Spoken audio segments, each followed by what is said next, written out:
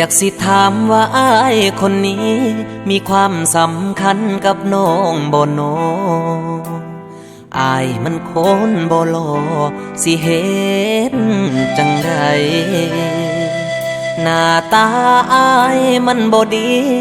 แต่หัวใจอ้ายมักน้องหลายสิเฮ็ดจังใดให้น้องมักอ้ายคือเขามันคงเป็นแค่วาสนาให้สองเฮามาบ่ได้คู่กันเกิดมาได้แค่ฮักกันก็บุญแล้วล่ะอ้ายสิยอมรับกรรมต่อไปแม้อ้ายบ่มีปัญญาชาตินี้มีกรรมหนักหนาก็คิดเสียว่าเฮาบ่สมกันสิยอมเจ็บปวดรวดร้าวสิยอมที่เขาได้เจ้าเคียงคู่อ้ายก็ฮู้โตดีว่าอ้ายบ่มีปัญญา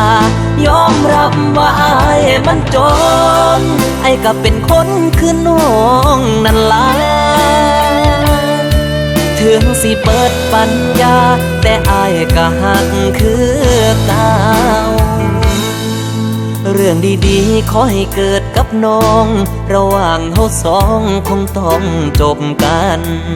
อ้ายบ่อยากให้เขาคนนั้นมาคิดหยังหลายอ้ายบ่เคยหักน้องบ่จริงถ้าเขาทิ่มก็คืนมาก็ได้สิเป็นสิตายโตอ้ายก็หักคือเก่า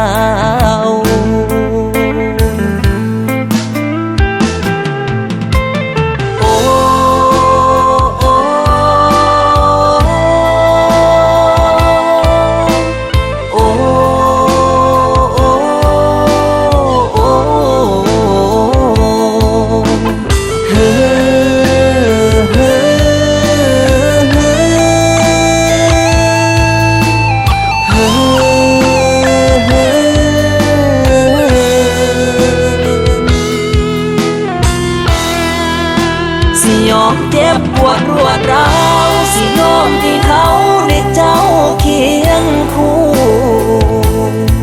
อ้ายก็ฮู้โตดีว่าอ้ายบ่มีปัญญายอมรับว่าอ้ายมันจนอ้ายก็เป็นคนคือน้องนั่นล่ะถึงสิเบิดปัญญาแต่อ้ายก็หักคือเก่าถึงสิเบิดปัญญาแต่อ้ายก็หักคือเก่า